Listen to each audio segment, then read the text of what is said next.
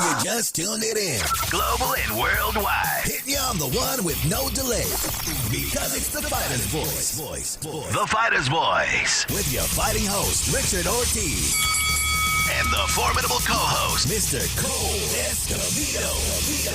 Remember, every fighter has a voice. Fresno, California, we're live here in Mad Productions Studios. The Fighter's Voice, the only voice that matters. We're simply knocking out the competition. We got a great show for you today. We're going to be talking about some upcoming fights. We're going to be talking about some potential matchups. We're going to talk in the MMA world and also in the boxing world, the sweet science. And you know, as we always do on Tuesdays, we got the beautiful, the co-host with the most, the one who's raising the dead. It's the lady in red, the CUTWOMAN. How we doing, Carol? I'm good. How are you? We're Hello, doing Fresno. good. Yeah, Fresno's nice making back. it happen. That's right. I want to save every single minute and second, man, because I'm excited about our guest tonight. Absolutely. Tonight, we got worldwide ring announcer, cage announcer. You name it. I mean, the guy is 6'2". I mean, he could be the next Mexicano 007 if he wanted to. If he right. didn't have a career, because his voice is amplified, he Yes. could definitely be the first Mexican 007. And that's the right. one and only Lupe Contreras. Welcome to All the right. show, Lupe. Lupe, welcome to the show, my man. Yeah, good to be here. I appreciate I always wanted to be an international super spy. I just don't have, the courage or the deadly assassin skills to go with it. So I'll stick to ring announcing, I think. Now, well, you got that personality, man. I mean, you do. You just need to get one of those old school Jaguars, man, and just make it happen, man, because you seem to be in control and calm and collective all the time. Well, I'm a pretty easygoing guy. I mean, we've been around each other for quite a bit the last few years, and I try to take everything as calmly as possible and not get too excited, not to get too mellow about too many things. Keep it even keeled. Questions have been coming to me all day in boxing. I mean, I'm at work and I'm still getting these questions sent to me, man. I mean, I'm just going to jump right into it, man. I mean, the most popular question that's been asked today is, what made you want to become a ring announcer instead of a radio host, instead of someone that does voiceovers, or have you done some voiceovers? Because I can see you doing some stuff for Walt Disney, my man. I started as a radio disc jockey. There you are. At the age of 19. I did that for about 10 years. I worked in various formats. I did everything from traffic reports to top 40 music to Tejano. There was a couple times when I guess my biggest claim to fame in Tejano was I brought Selena on stage a few times at over concerts. And I do voiceovers now. I've done voiceovers for quite a few years now. I do them for Top Rank. I do them for Combate Americas. I've done them for a few independent promotions and also for some other things that have nothing to do with boxing. A few lawyers, a few food commercials. So I'm involved in a little bit of that. And I've also done a little bit of narration as well. Oh, man, there you are, man. But I can see you doing some voiceovers on a cartoon even. I mean, you got that personality, man. You got that charisma about yourself, man. Let me just, if you weren't gifted with that golden voice, what profession would you be seeking? It's hard to say. As you mentioned before, what was it that drove me to ring announcing was it really found me, so to speak. Yeah. I was, as I mentioned before, a few years back, and I was also training at a Muay Thai kickboxing gym. And the promoter at the time, or the gym owner at the time, was going to be promoting some event. Okay. And this was even before they called it MMA. At the time, they were calling it NHB, No Holds Barred. And he needed an announcer. And he said, "Look, I know you're in radio. I know you worked before concerts. You've done bars. You've done all these other events. You want to be the ring announcer?" So I said, "Sure, it'd be something fun to try." I don't believe I even got paid. I believe he paid for the tuxedo that we rented. I went into the ring, kind of did it off the cuff. And from there, fortunately, I saw an advertisement where Top Rank was looking for someone to replace the ring announcer that they had on their Univision show. And I submitted my info. It was a contest, so to speak. And I happened to be the fortunate one who won the contest. And it just kind of snowballed from there. Wow, that answers that question. A lot of people are asking, where did you start? And there was an opportunity created. You grabbed it, and you rode this wave, man, and now you're here. And as they say, the rest is history. Carol, I mean, no, go ahead, was sir. Something like as you said, that it was an opportunity that was there. When I first got the opportunity, I thought it was going to be a matter of, they were going to let me do a show. They were going to give me a videotape of my performance. They would give me a T-shirt or something and say, "Hey, hope you had fun." Hasta la vista, as they say. But no, it just kind of snowballed from there. Like I started working with Top Rank. Top Rank kept calling me back, and I kept showing up. And sooner or later, opportunities came up where there was one chance where Michael Buffer was. I'm not sure exactly why he couldn't be at an event, but they basically called me up and said, "Hey, you're the starting quarterback tonight." And I had the chance to do it. My first HBO. Wow. It was Vladimir Klitschko against Jameel McCline, and it was Floyd Mayweather against Jose Luis Castillo. Chu, I believe. Oh, okay, and the rematch.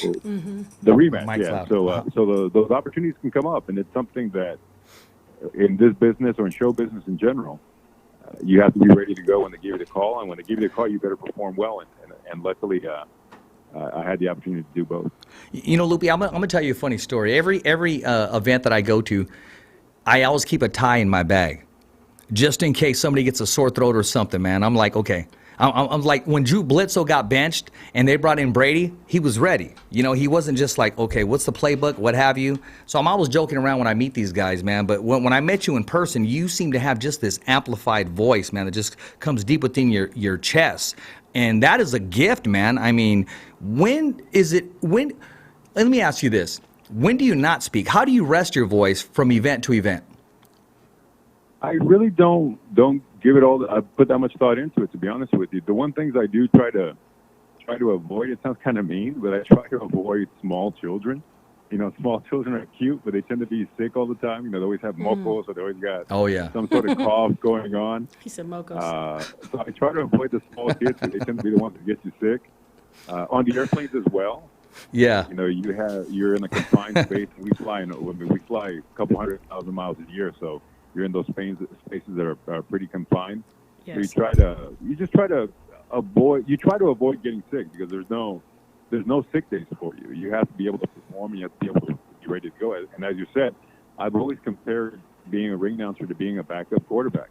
In this profession, you have basically two guys that dominate the business, and Jimmy Lennon and Michael Buffer. When you see a big fight, those are the two guys that are there. They're very well entrenched. They're very well established. But as you mentioned, there's always that moment which you never know what might happen. You never know when that opportunity might come up. And like you said, you got to be in a position ready to go. Well, Lupe, they may dominate right now, on the microphone, but my money's on you. I think you can kick both their asses at the same time. What do you think, Carol? I mean, can you work his corner if he decides to get in the ring or the octagon? Most definitely. Didn't you just see that picture? He had those gloves on. Oh, yeah. Looked like he had some MMA gloves. Oh, he did. We put up a picture where you're wearing your suit and you got some MMA gloves. The only thing missing is your mouthpiece, my man. Look at there you go. Right yeah, there you go.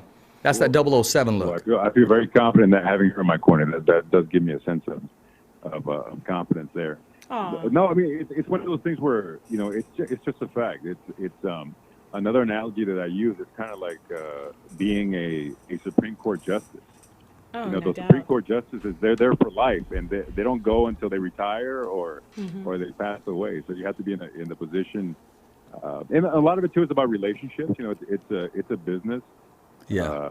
Certain promoters have relationships with certain announcers. Certain networks have relationships with certain announcers as well, or promoters.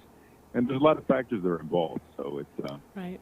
And it's a fickle business as well. There are moments when a guy is in with one network, and then before you know it, something happens and the person is out. So you never know what might happen from day to day or year to year. How much time do you need to prepare? Like when you're doing an event, I mean, say you're doing one this Saturday, how much time during that day do you need to prepare, or how far in advance do you prepare leading up to your event? What I try to do the day of, I look over all the information that's handed to you. They give you the bout sheet. They give you the information from the commission with the judges, the refs. We also have a great staff on Top Rank. We have a publicity gentleman, a young guy named Evan Korn, who puts information together for you. Yeah, no, Evan's a good guy. He tells you who are the sponsors, who are the co-promoters, They give you the verbiage that's going to be used that night. Maybe Geico is sponsoring one night. Maybe another company is sponsoring another night. What venues you need to mention, what venues you shouldn't mention. So there's a lot of information that gets thrown into you, and it changes from event to event. So what I like to do is when I get done with an event, it's like a computer. I just erase all those files, and I know I'm not going to need them anymore. And if I hold on to them, they're just going to interfere with the next event. So That's you smart. go through all that information, you get that stuff together. I probably do that sometime early afternoon. The day of a show, I try not to do much more than just sit at the hotel and wait for the event to begin. With some of our West Coast shows, the shows start really early. We'll get there probably about 3 o'clock in the afternoon. The fight may start about 4:30. I go in there with what I like to do is I go up to every single fighter, and because the show is about them, so I go up to them. I ask them how they want to be introduced, how they want their name pronounced, any ring names, any towns that they want to mention. You have a lot of these fighters that perhaps, they may be fighting in Fresno and they're from Fresno, but they're representing, I don't know, Cuauhtemoc, Chihuahua, Mexico or something. And it's very important for you to mention that, or important for you to mention that they were born somewhere else, but they're fighting here now. And as I said, that's, without them, there is no show.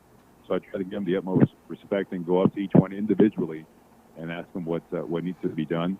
So I get to the event, and I just like to let things soak in.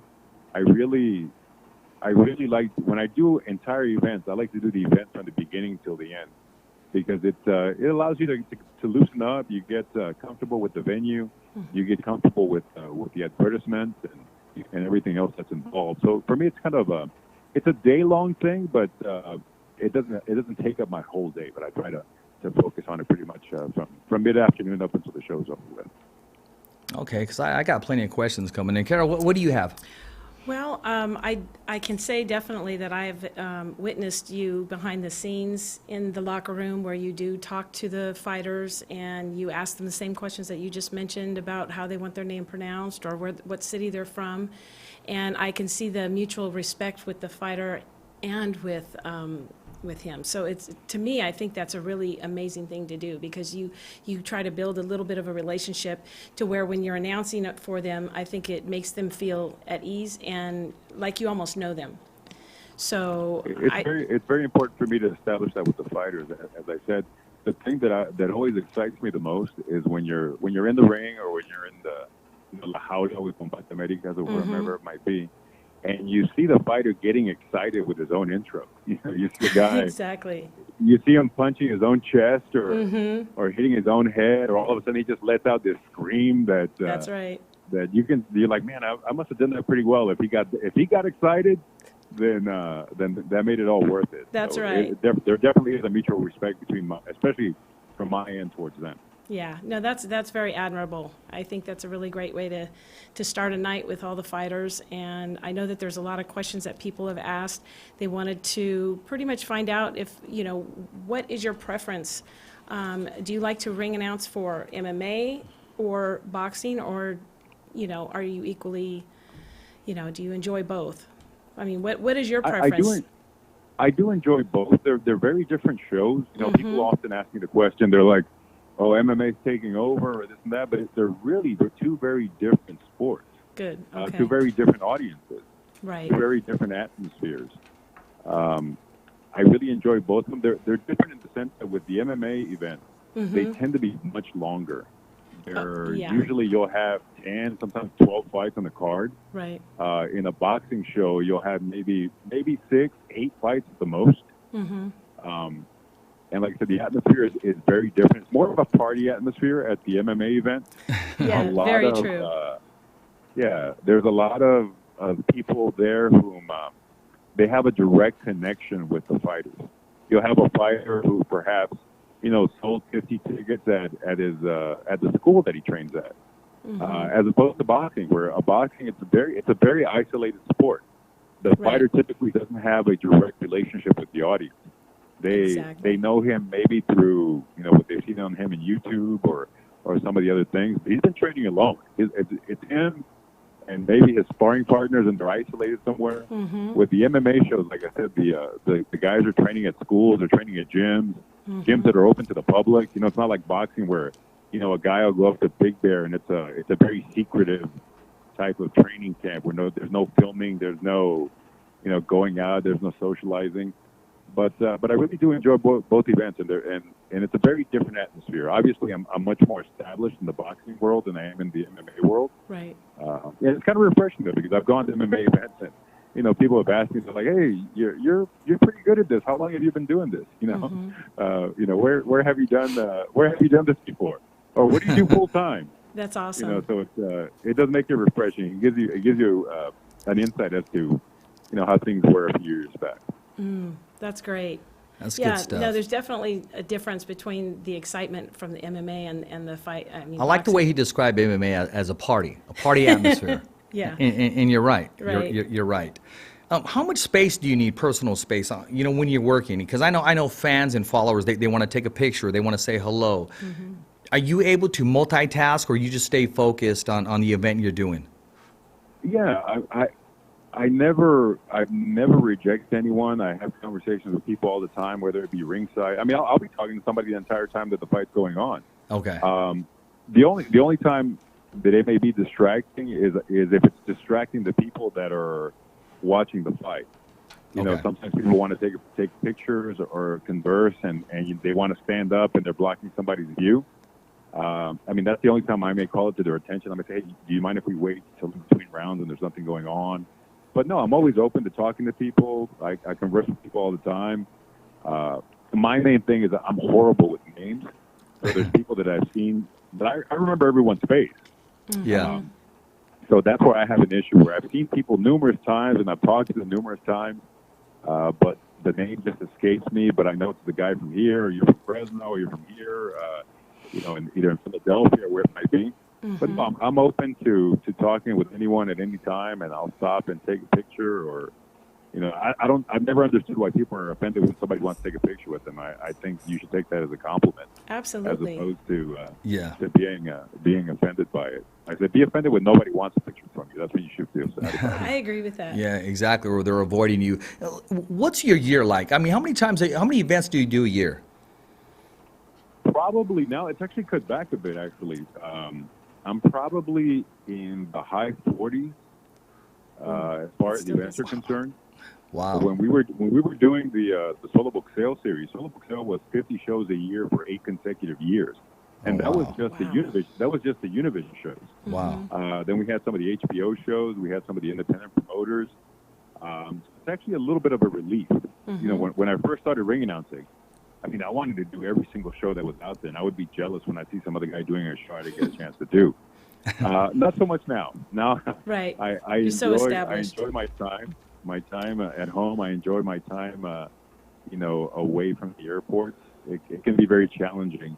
The one thing I've always had a hard time having people understand is that, say, for example, both you and I are in the same place, but we're having very different experiences.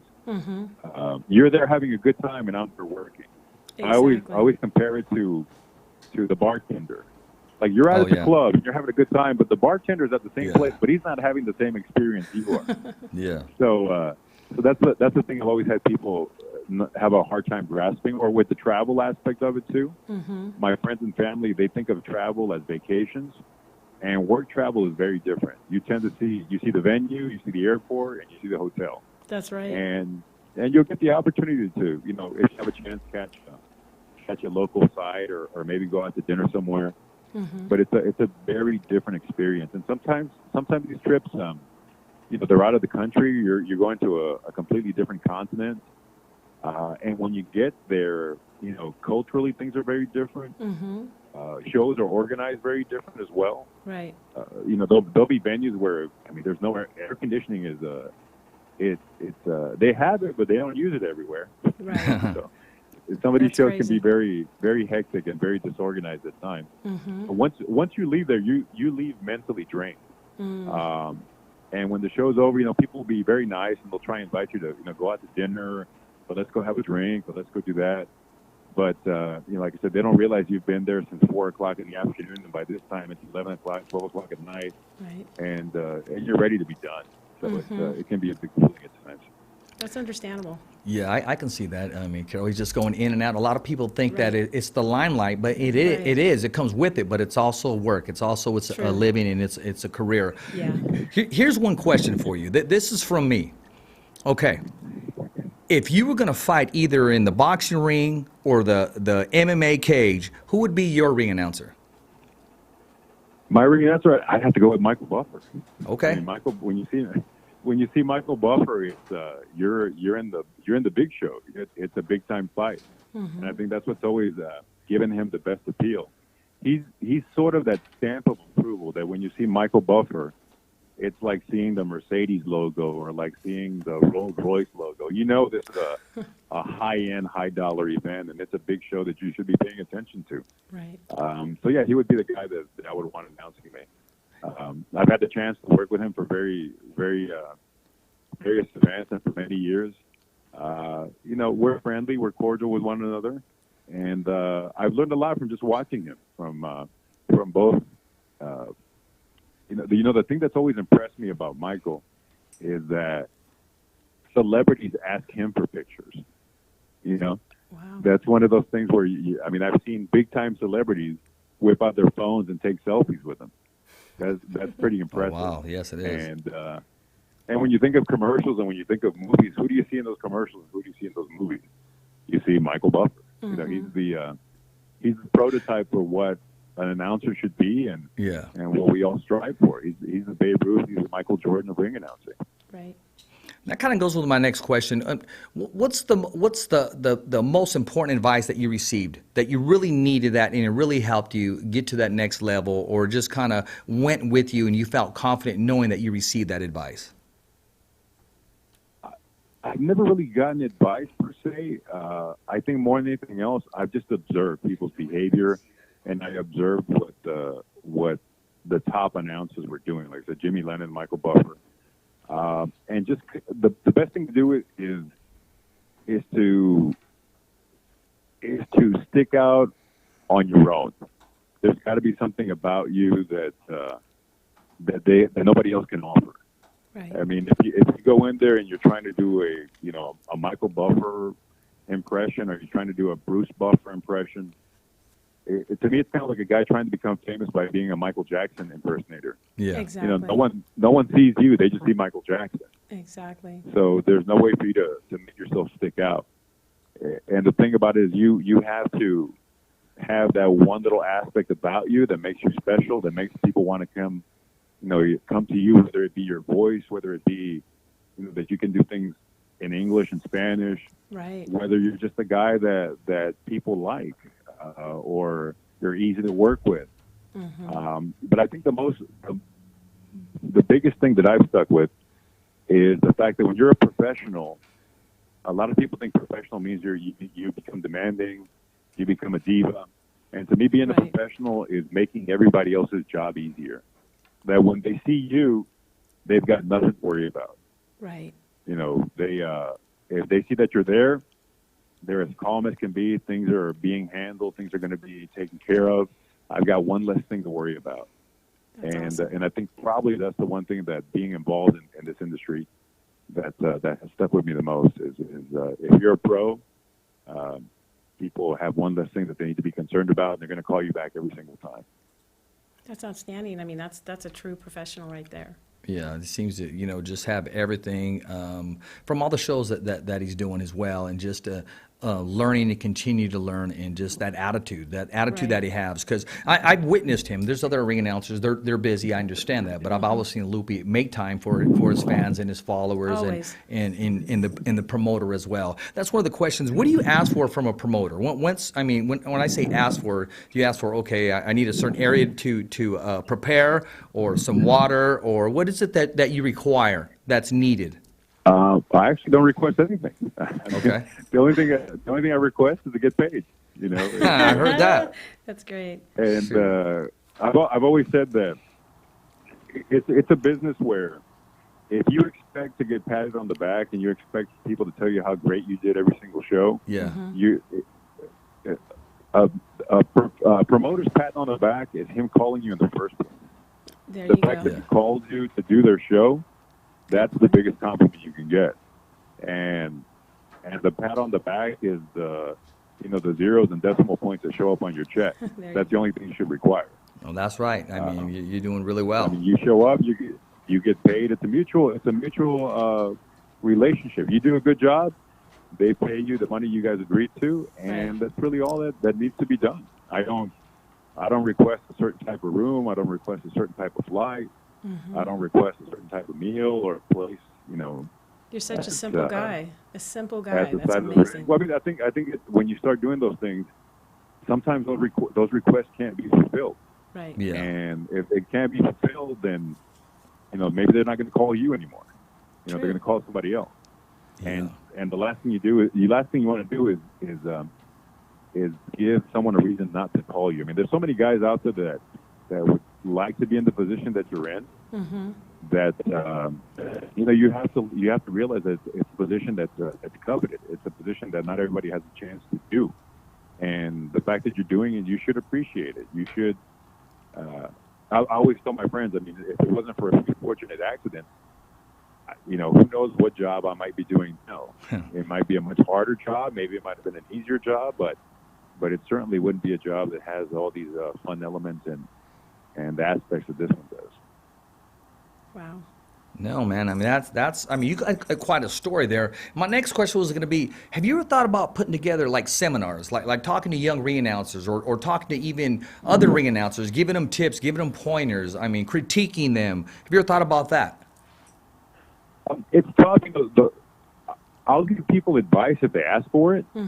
I never volunteer it. Okay. And I always have a really hard time critiquing other announcers because, for lack of a better term, I mean, it as the kids would say, makes you look like a hater if you're criticizing certain announcers or you're telling a guy he should do it this way or you're telling him he should do it that way. If somebody asks me for pointers and tips, there are people that reach out to me occasionally. Yeah. And they'll have me review their videos and I'll tell the guy simple things such as especially if you're on camera, you should be addressing the camera. You shouldn't be looking down and reading your notes and look like you got to address the audience. The audience is there. You talk to the audience, make the audience feel that they're at something. The one thing I've always had a hard time with or the one advice I've always given people is that don't make the audience in the arena feel like they're intruding on a television show.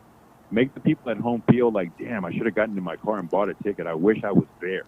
Right. Don't talk into the camera and make the audience feel like I said, like they're a studio audience. Make the person at home feel like they're missing out on something. Make them feel like I should have bought a ticket. I should have gotten out of my chair and gone there. So if you've ever noticed when I address the audience, I'm not talking to the camera. I'm talking to the audience that's there. Because they made that extra effort to get out of their house and actually come buy a ticket, be in the crowd. And as I said, that's the next time that you have an event in Fresno or the next time you have an event in Stockton or wherever it might be, those people are like, man, I should have been there. I missed out on something.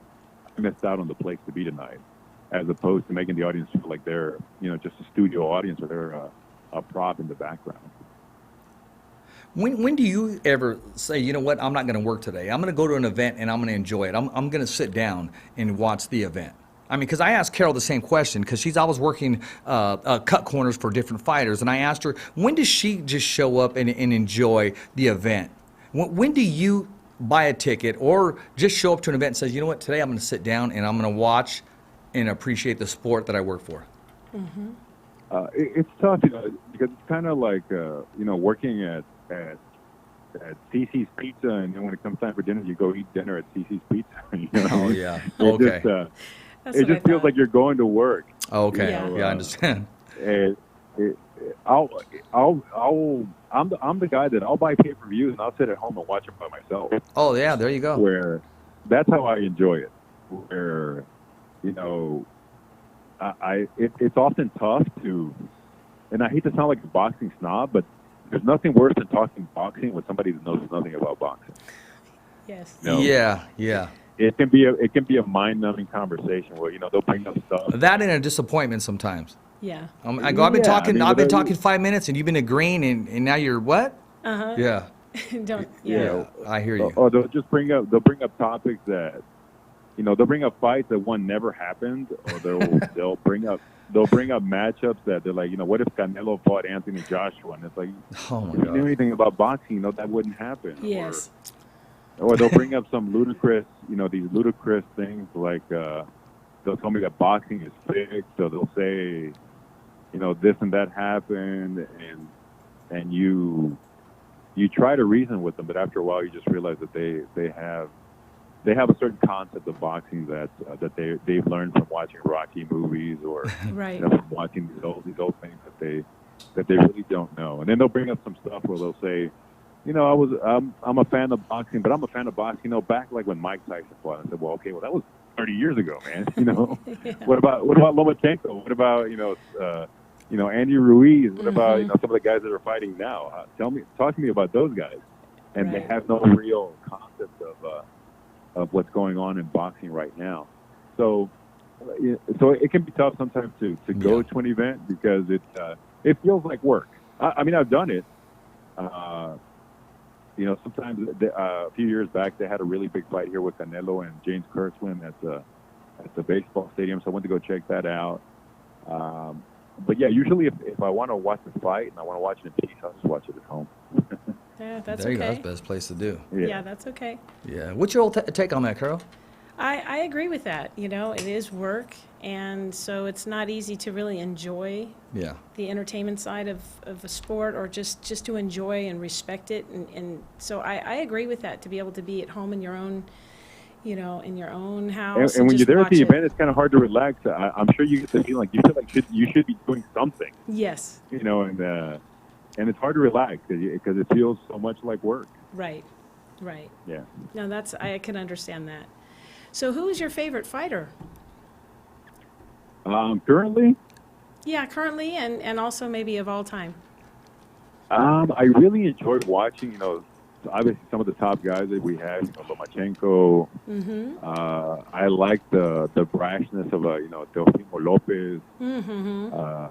Yeah. Some of the all-time guys. I had the pleasure of being at the Manny Pacquiao events, and I've never seen a fighter more beloved by his fans, and also a guy who enjoyed fame as much as Manny Pacquiao did.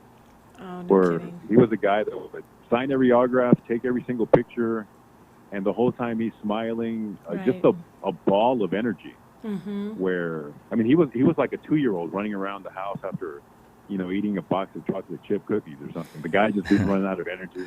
Yeah. And just to see how loved he was by his countrymen. We did a series of fights with him in Macau, China, and I mean, it literally was. I would imagine it was like when Elvis would walk into a room somewhere.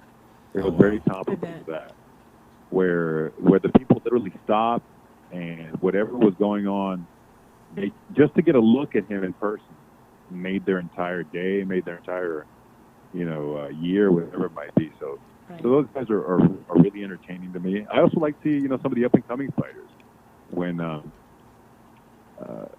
just to see how they develop, see how they come along, and and just to check them out and see how they're evolving as fighters. Yeah. From 4-rounders to 6-rounders to fighting in some of the 12-round events. Right. On that note, I'm going to ask you this. What's your take on, because you've done Jose Ramirez, who is now a unified champion, WBC super lightweight, WBO.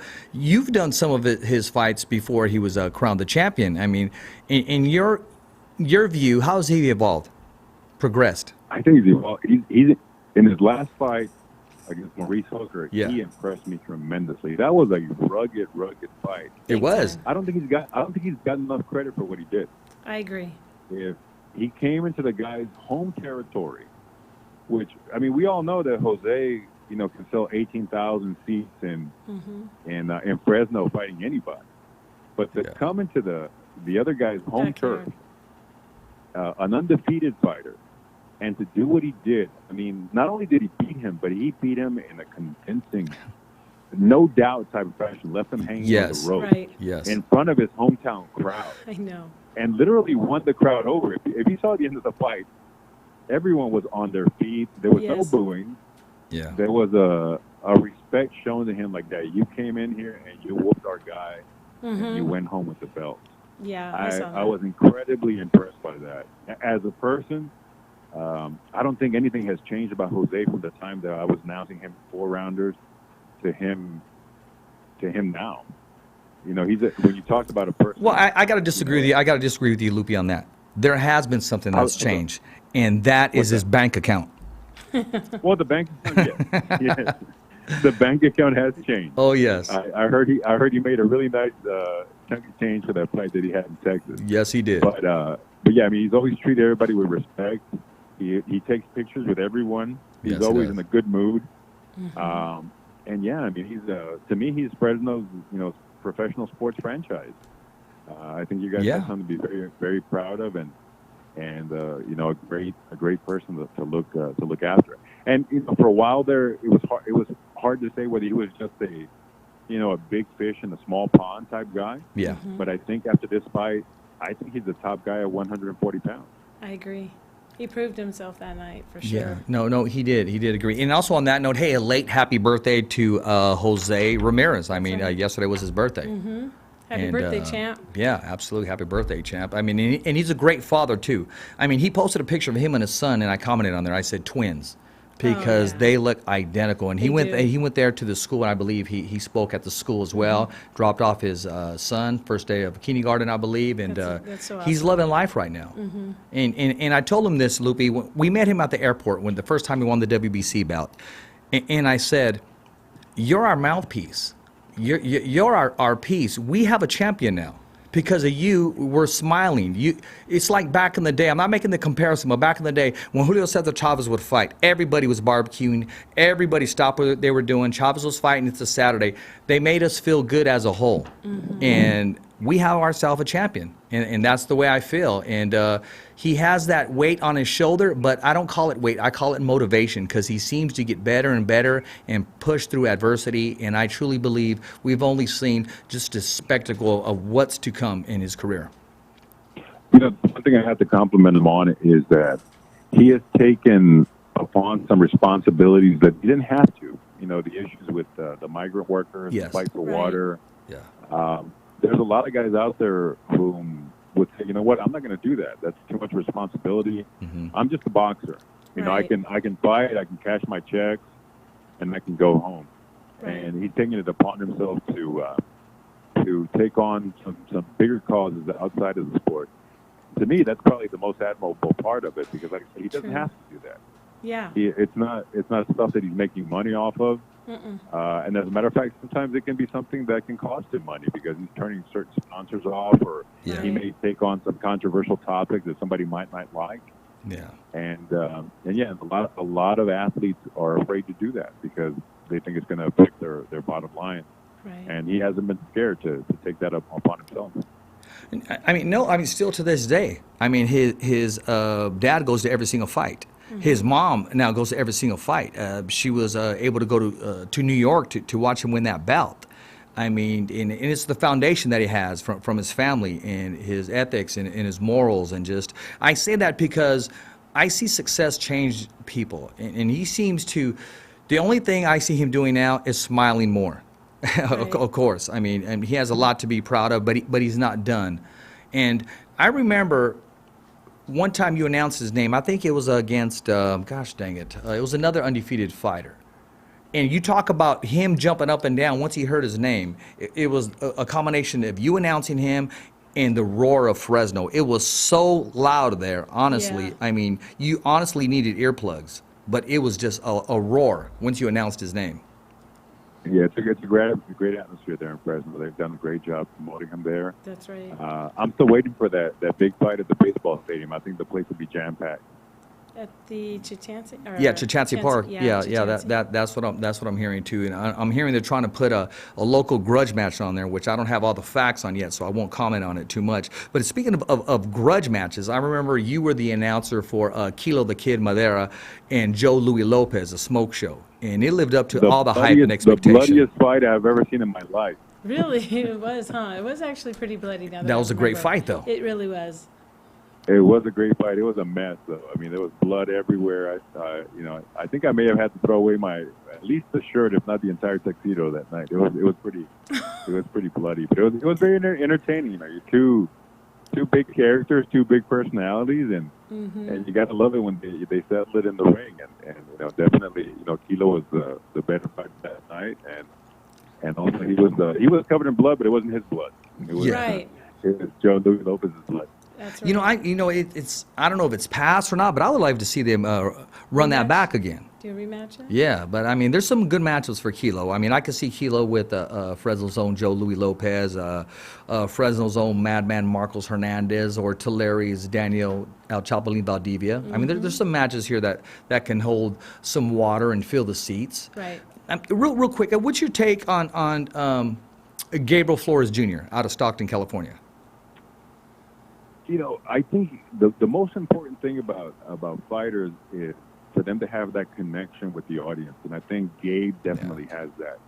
You can He have sure does. you can have a lot of fighters who have a tremendous amount of talent and they're very dedicated. But if no one cares to come out and see you, then what's the point? Yeah. You know, one of the best abilities that a promoter looks at is the guy's ability to put butts in the seats, and he definitely does that. The thing about him too is he's such a young kid that we forget that he signed his contract at 16. Exactly. And, you know, what is he 19 right now, or No, 18. I think he's 18, yeah. he's 18? Yeah. He's 18 years Yeah, old. he's 18. And the thing that I always recall is that people don't realize he's fighting grown men. Oh, I'm sorry, he may be He's fighting- 19. I think he's I think he 19. just- I think Yeah, he just because turned I remember he 19. was cutting the cake once again when he fought in Stockton. So correct me if I'm Yeah. wrong. I'll probably get a text from his dad. But yeah, No, 18 or 19. He's still developing. You know, he's still a Yeah. work in progress. Yeah. But as I said, he's a guy fighting grown men in there. Very Yes, good sir. point. And he's knocking some of them out cold. Yeah. And I think people don't realize what a difference there is between a person who's 19 years old and you're fighting a guy who's 32, who's in the prime of his athletic prowess. Whether, you know, they may have the boxing ability or not to match up with his, that still evens out the fight. Where you got a strong guy, you've got a mature guy, and what's helping the other guy is his ability as a boxer. So I think he's still developing. I like what he's done. I mean, the last time we were in Stockton, he had that place sold out, Oh, and man, it was yeah. it was an afternoon show, Yes. Right. and there were people. The one thing that impressed me the most was I believe it was Sunday too, right? No. It was Saturday. Sunday was it was a the Saturday Ramirez event. fight in Fresno. Yeah. it was a Saturday event. Yes, it was. But there was a line around the Stadium. venue to get into the Yes. building, which I found I hadn't seen that in a long time. I mean, you see that at Vegas fights, Yeah. but for it to be Stockton, it became an event. He made that boxing an event, whether you were into boxing or not. He made it to where the person was like, you know what, I got to be there that night. Yeah. Exactly. And that's exactly what happened. So, you know, he's still a work in progress, but the work thus far has been good. And as I said, he's been able to fill up a respectable sized arena. And at 19, I mean, God, who else can say that? You know, Yeah, who else- exactly. Exactly. You know, who else can say that? Exactly. Carol, you said it best. You were at that event, and you said, Richard, you described it, you said there was a change of energy. You can feel the energy Oh, yeah. around the Coliseum and inside the event itself. And give us your take as you look back in that and address the comment that was made. Only 19 years old, and yet he's the future of boxing. Yeah, no, I mean, he has all of the positive energy and the vibes that are wherever he goes, it follows. I think the people that love boxing, they really admire him, and they see that he has the talent. He's been signed at a very young age, but he's actually proven himself. He's Yeah. backing it up. And like Lupe had mentioned, he's a work in progress. He's still Yeah. 19 years old, and Yeah. he's fighting adult men, Yeah, you know. exactly. But he is coming along great and has such a promising future. Yeah, and there's no rush. There's no rush. I mean, the talent is there, and he continues to get better. Absolutely. Lupe, I got to pick your brain a little bit, and I'm not trying to be one of those fans that you say that you bump into. I want to know today's dream match. If you could put together a dream match, I'm going to put the promoter hat on you. What two fighters today, even if you had to make adjustments in weight, I'm not talking about a middleweight fighting a heavyweight, that's just crazy. I'm talking about within a 5 to 10 pound difference. What two fighters would you put together? Forget who they're signed with or who their promoters are. Let's make some dream matches. I think one of the most interesting fights right now, or two of the ones that I would like to see the most, would be Crawford against Spence. Oh, yeah, great. I think that's a fantastic fight where you've got an extremely skilled guy against another guy who's very skilled and also bigger and stronger. That would be a fight that I think would be a historic fight where people would be talking about it, like Leonard Hagler, Leonard Hearns type of situation. I would also really like to see Gervonta Davis against Lomachenko. Ooh, yeah. Oh, In yeah, the sense that's a good that one. you've got a little tank, basically, which is what he is. He's got a thick neck tank against a finesse, technician in Lomachenko.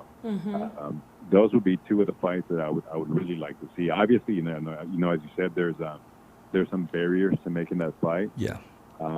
Another one too that Yeah, and you know what? You were there. You talk about barriers. You were there at that press conference, and Bob Arum addressed that pretty clear on that. I remember a reporter asked that question, and Bob Arum was pretty aggressive on that. He made that very clear.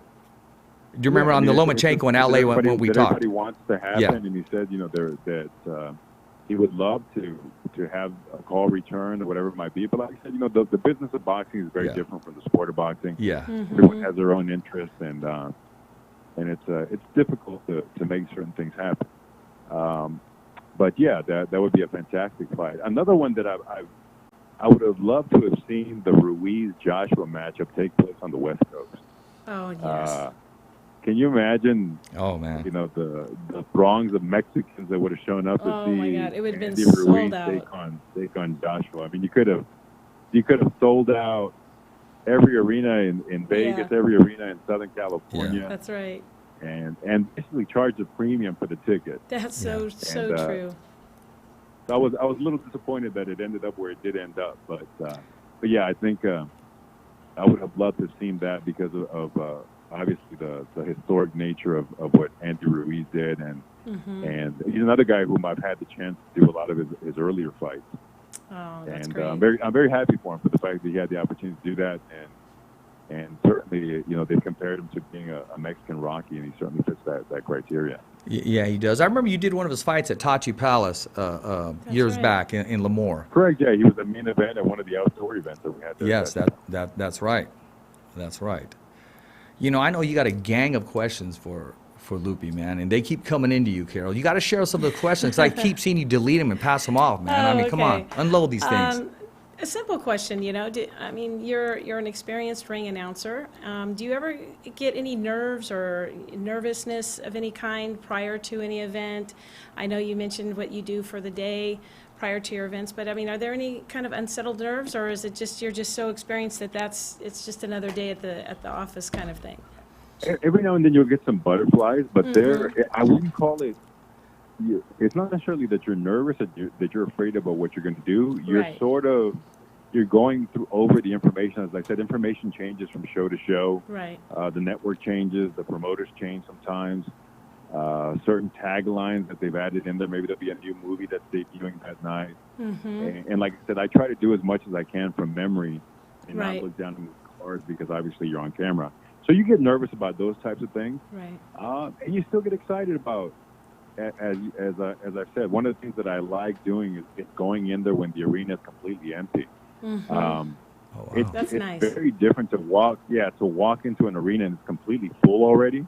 It can be a bit overwhelming at times when people are yelling, people are ready to go, and it's like everything else where you have to be calm, because when you get too excited, you mess up and you make mistakes. So you try to take a few deep breaths. There's a moment where when the fighters are coming, I'm up against the back ropes. Usually I'll be chatting with our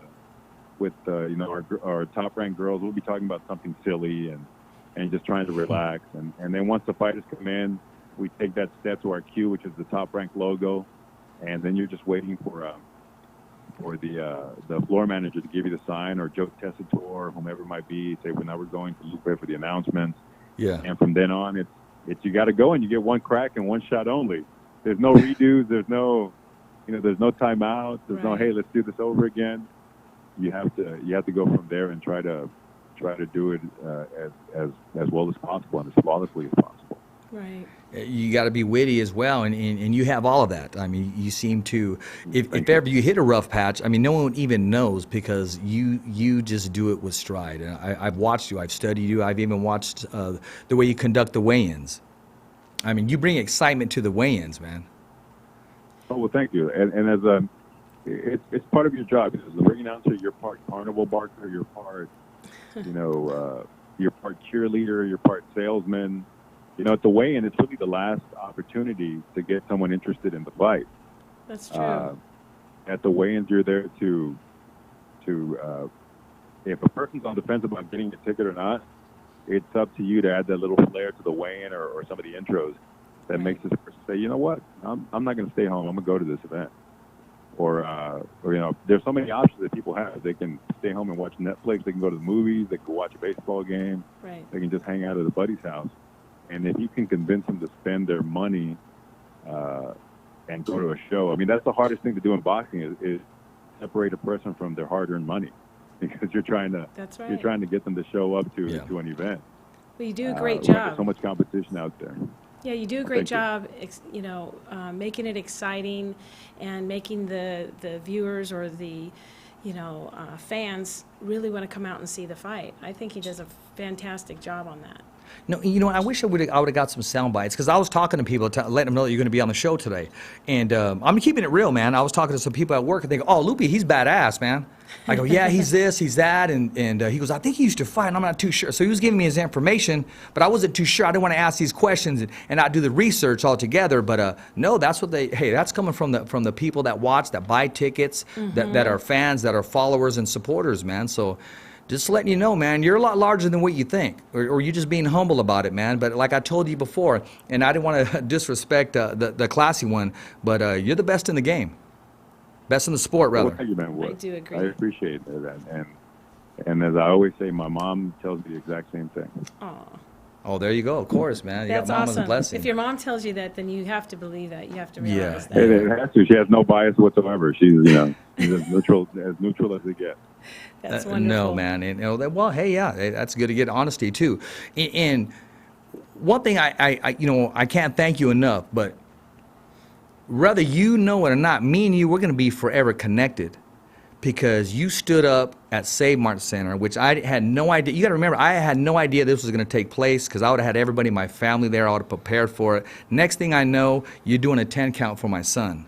Aww. And I just, Wow. I'm a strong person. And to this day, the fighter's voice, I am the original fighter's voice, because I chose to fight and continue to go on and move forward and do something positive with my son's celebration. So after every interview, I always give a thumbs up for Richie. But that day, I couldn't even talk or walk. So we're forever going to be connected, man. And whether it was on the agenda or not, I mean, I always look back at that, and I see you as the person who gave my son a 10 count. And actually, that's his favorite number. So that worked out very well. Remember that in Fresno, California?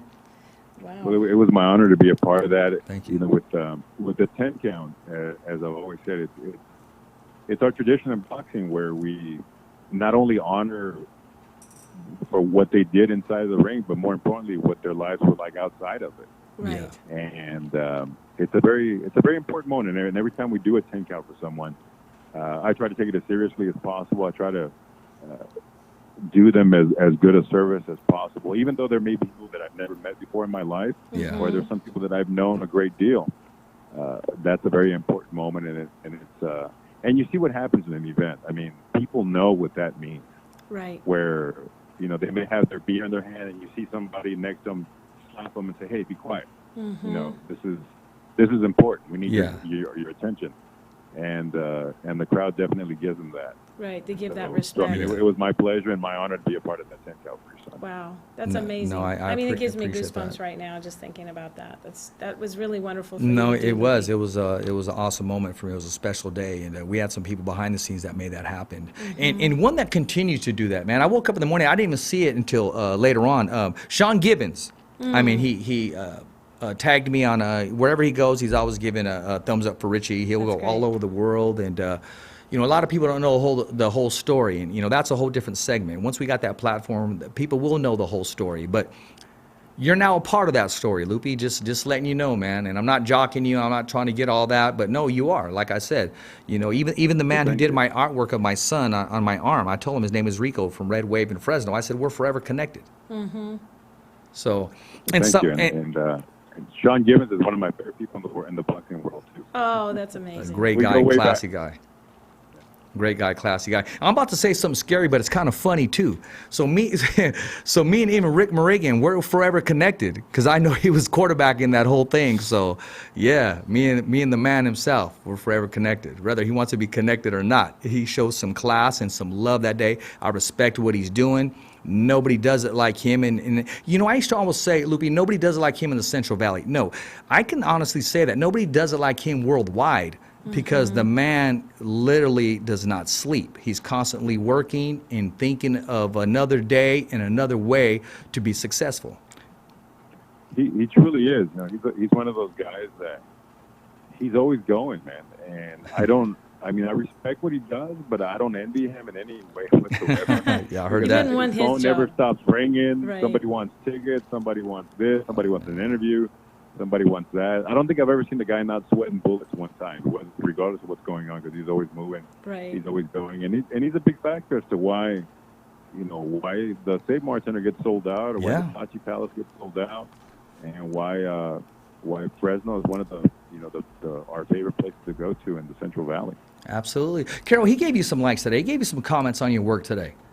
Yes, he did. I mean, he knows what you're doing. Thanks, he knows Rick. you're out there grinding and making Yeah. it happen, It's and nice that you're to know part. that he's You're part of noticing the it. only voice that matters, the fighter's voice. So is Yes. Lupe. Yes, well, thank you.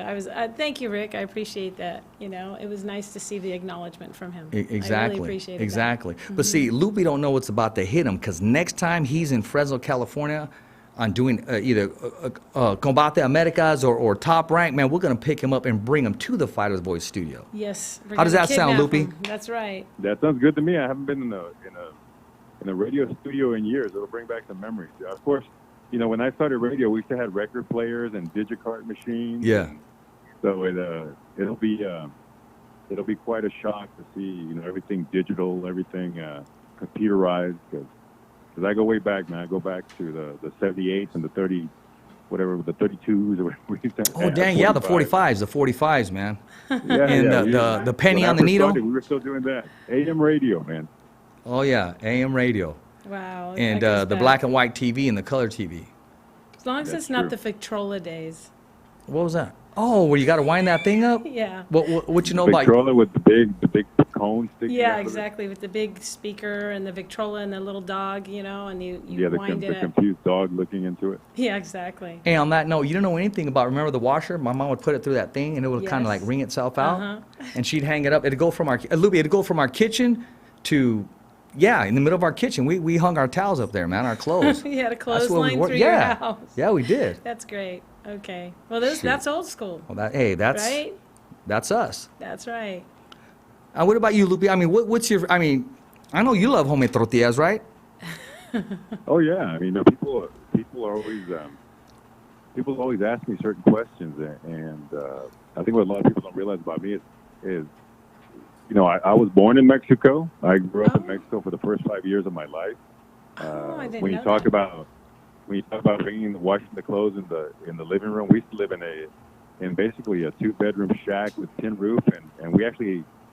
Carol, do you know what an outhouse is? Yes, I do. Yeah.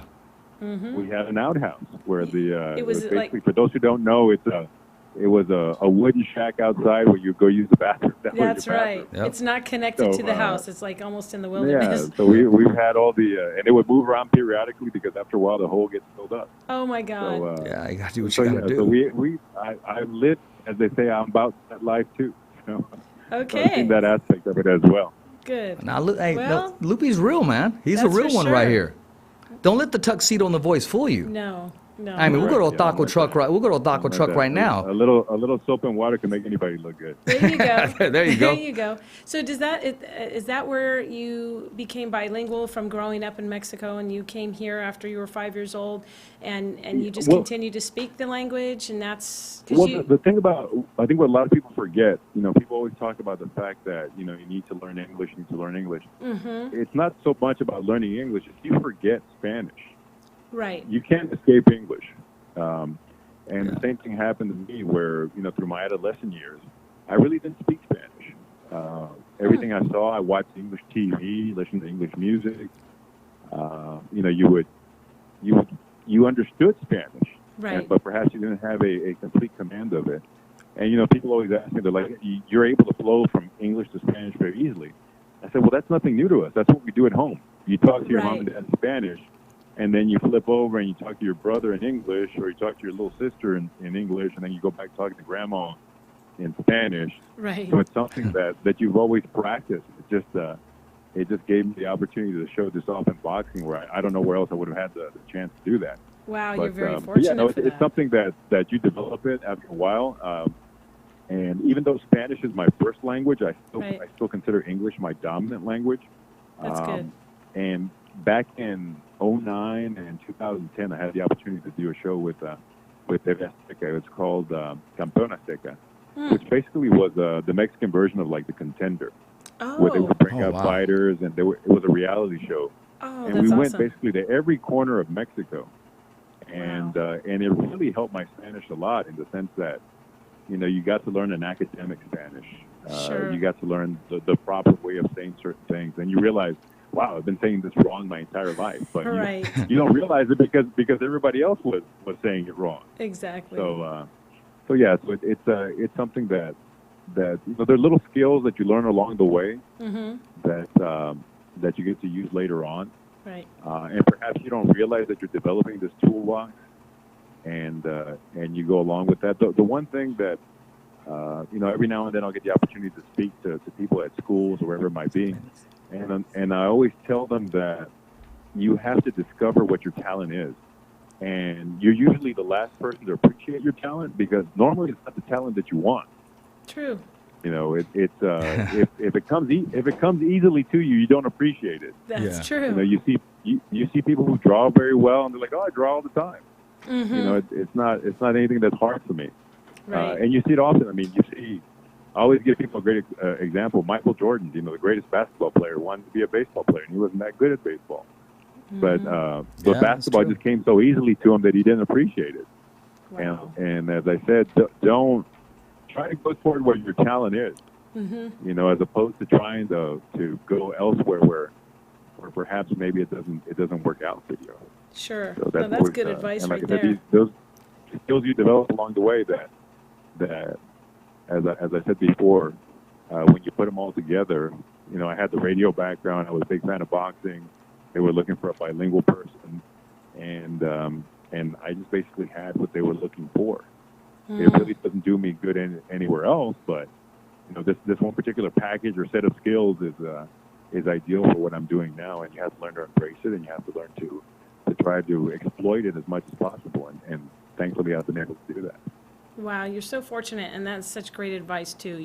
As far as how you've handled it and how you've become what you are today. I think that a lot of people need to hear that.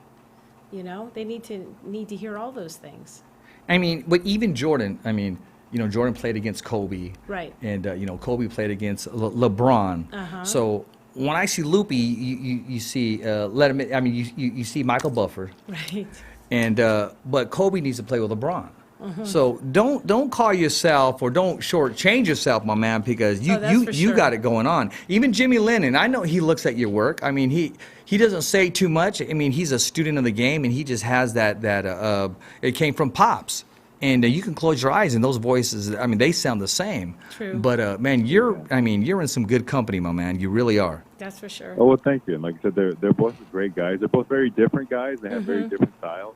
Right. This weekend, as a matter of fact, I had the chance to hang out with Jimmy a little bit. We were running around, and he's a one thing that people don't know about Jimmy, he's a big foodie guy. He loves going to these little places and finding new places to eat. So, and you want to hear a funny story? We got into an Uber after the show, and it was really dark. So the Uber driver was a really knowledgeable guy in boxing, but he had no idea that Jimmy Lennon was in the back seat. Oh my God! And he's asking him, he's like, "So, have you guys ever been to a big fight?" And I just look at Jimmy. Oh, wow. It's like if you only knew. Was this in Stockton or was this in Vegas? This was in Philadelphia. Oh, okay. Philadelphia. And the guy knew what he was talking about. He obviously knew boxing. Right. Because he was bringing up some really, he's very precise. He sees all the fights. But I don't know if he was paying attention to his phone when we actually got inside the car or not. But he was asking us things like that. Do you guys ever go to big fights? So what do you guys do for the company? Or oh my goodness! Oh my gosh! Yeah, and he's got one of the biggest announcers in the back, and Jimmy Lennon, who's done Mike Tyson, who's done the Chavez fights, and when we got out of the car, I was giggling as we were headed up to the room because this guy was never, and it was at night. It was a really dark area, so I never got to really figure out who the guy was that he had in the back of the car. He probably would have freaked out if he realized who was in the back seat. Yeah, you should have put the light on for him. Yeah, I came close to telling him, but I was like, it was just much more fun and entertaining. Mm-hmm. It made for a better story that he never figured it out. Oh, that's okay. Yeah. That's all good. Yeah. Wow, that's amazing. I mean, he's cruising around right now in Philadelphia. He has no idea. Maybe he'll listen to the podcast and he'll say, what the heck? He does not have a clue. That's pretty funny. Wow, man. I mean, we definitely got to bring you back on. I mean, because I want to hear more stories, my man. I mean, sure. We went the whole hour. I mean, and I know we can go another hour, but I know you're busy. I appreciate your time, being a good sport about this, because, you could have said, you know what, I don't do interviews, or not today, or it doesn't work my schedule, but you embraced it, man, and you've been a true professional, and I know that's only just the topping of the cake, man. I want to get down to the batter, man. I want to get down to the mix. And I guess we'll have to wait for that, Carol, when he hits Fresno. Yeah, we're going to have to come pick you up and bring you to the studio. He said in studio. Yes. I've been in the studio in a while, so I'm looking forward to that. Oh, that would be awesome. Thank you guys for having me on. I enjoyed the conversation.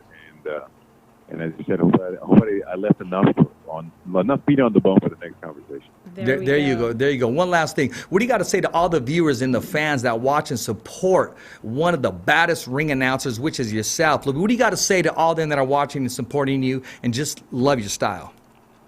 Well, first of all, I want to thank them for actually coming out. And the one thing I always said about boxing fans is the difference between boxing fans and MLB fans and NFL fans is, as a boxing fan, you have to work to find out information.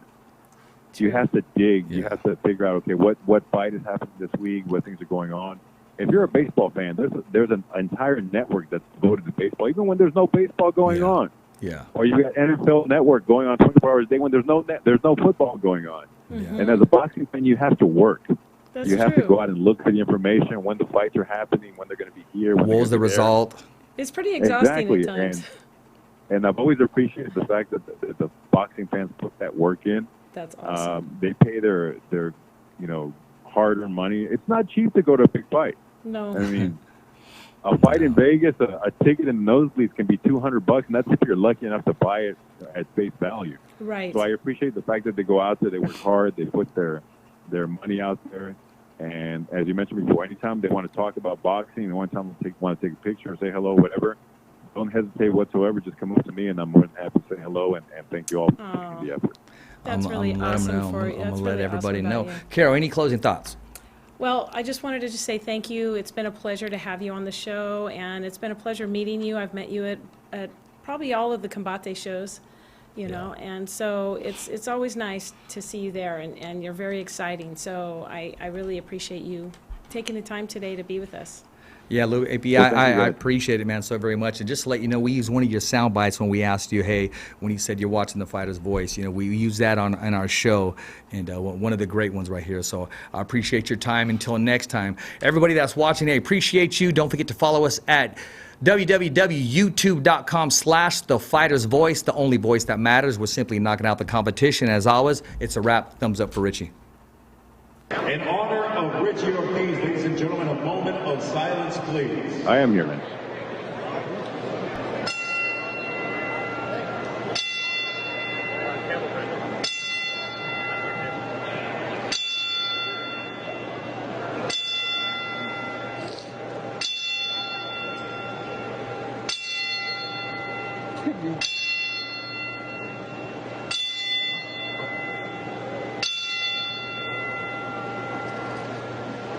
Thank you, ladies and gentlemen. May he rest in peace.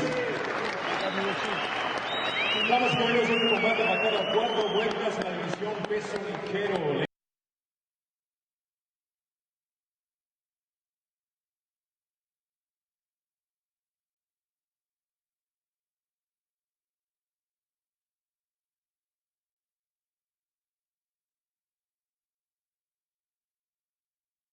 It's a wrap here, LA, California, with the best in the business.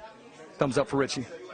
Hey, ladies and gentlemen, my name is Lupe Contreras, and you're watching The Fighter's Voice. I'm Bob Arum, and I'm with The Fighter's Voice. It's a wrap here, LA, California, with the best in the business. Thumbs up for Richie.